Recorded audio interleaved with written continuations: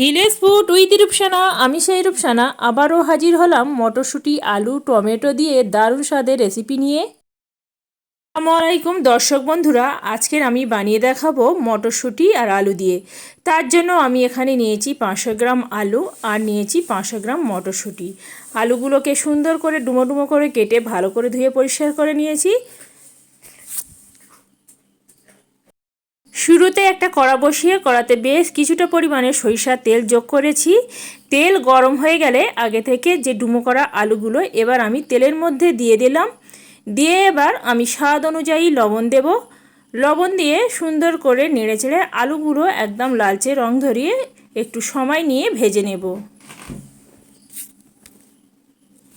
এখানে আমি ঢাকা দিয়ে উল্টে পাল্টে সুন্দর করে লাল লাল করে ভেজে নিয়েছি আলুগুলো কিন্তু আমার ভাজা একদম রেডি হয়ে গেছে। এবার আমি আলুগুলো নামিয়ে নেব।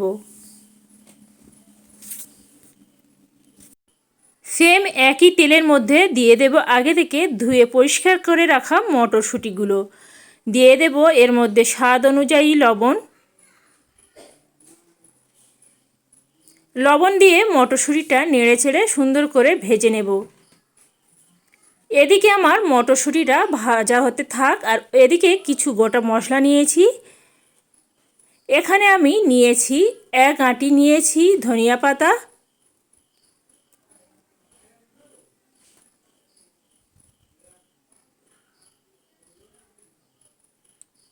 আর নিয়েছি এখানে কাজু বাদাম নিয়েছি 15 থেকে 20 গ্রাম।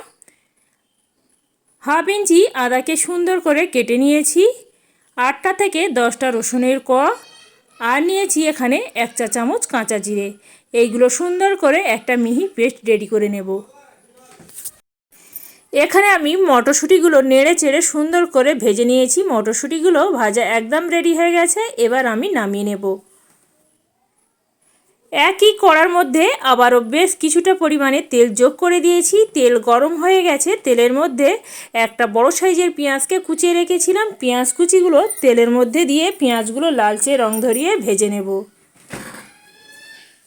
পেঁয়াজগুলো আমি এখানে সুন্দর করে লালচে রং ধরিয়ে ভেজে নিয়েছি। এবার আমি আগে থেকে যে গোটা মশলাগুলো আমি একটা মিহি পেস্ট রেডি করে নিয়েছি সেটা আমি এই পেঁয়াজের মধ্যে দিয়ে সুন্দর করে কষিয়ে নেব। এখানে আমি মিনিট 5 সময় নিয়ে সুন্দর করে কষিয়ে নিচ্ছি, আর এই সময় আঁচটা একদম লো আঁচে দিয়ে কষাতে হবে। এইভাবে কষাতে কষাতে যখন একটা মশলা থেকে কাঁচা গন্ধ ভাব চলে যাবে আর সুন্দরভাবে তেল ছেড়ে দেবে, এই পর্যায়ে যোগ করে দেব অল্প একটু লবণ। যেহেতু আলু ভাজার সময় মটরশুঁটি ভাজার সময় এখানে আমি লবণ দিয়ে ভেজেছিলাম, লবণটা দিয়ে আর একটু আমি সুন্দর করে নেড়ে নিলাম। নাড়ার পরে এখানে যোগ করে দিচ্ছি হাফ চা চামচের মতন হলুদের গুঁড়ো। লবণ আর হলুদের গুঁড়ো দিয়ে সুন্দর করে মশলার সঙ্গে আরও মিনিট 2 সময় নিয়ে কষিয়ে নিলাম। যত সুন্দর করে কষানো হবে এই রেসিপির স্বাদ কিন্তু বন্ধুরা দ্বিগুণ হয়ে যায়। এখানে আমি একটু সময় নিয়ে কষিয়ে নিলাম। কষানো কিন্তু এখানে আমার রেডি হয়ে গেছে। এবার আমি আগে থেকে যে আলুগুলো ভেজে রেডি করে রেখেছিলাম, এবার আমি ভাজা আলুগুলো এই মশলার মধ্যে দিয়ে দেব। মশলার মধ্যে দিয়ে আরও মিনিট 3 সময় নিয়ে সুন্দর করে আলুটা মশলার সঙ্গে কষিয়ে নেব। একবার হলে বন্ধুরা আমার মতন করে এই রেসিপিটা বানিয়ে দেখতে পারেন। শীতের শুরুতে মটরশুঁটি আলু আর টমেটো দিয়ে এই রেসিপি একবার বানিয়ে দেখবেন, খেয়ে বন্ধুরা অসাধারণ হয়। এখানে আমার আলুটা কষিয়ে নেওয়ার পরে এখানে একটা টমেটোকে ফালি করে রেখেছিলাম। ফালি করা টমেটোটা দিয়ে আবারও আলুর সঙ্গে এইভাবে সুন্দর করে একটু কষিয়ে নেব। এখানে আমি আলুটা আর টমেটোটা সুন্দর করে কষিয়ে নিয়েছি। এবার আমি এখানে যোগ করে দিলাম আগে থেকে ভেজে রাখা মটরশুঁটিগুলো। মটরশুঁটিটা দিয়ে আবারও আমি এখানে একটু সময় নিয়ে কষিয়ে নেব।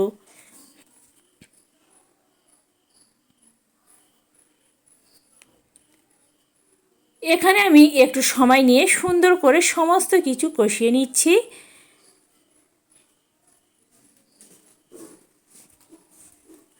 এখানে আমার কষানো একদম কিন্তু রেডি হয়ে এসেছে। এবার আমি এই পর্যায়ে যোগ করে দেব অল্প একটু পানি। পানিটা দিয়ে সুন্দর করে নেড়েচেড়ে নিতে হবে। নাড়াচাড়ার পরে একটা ঢাকা দিয়ে এটা 5 থেকে 6 মিনিটের মতন কুক করতে দেব।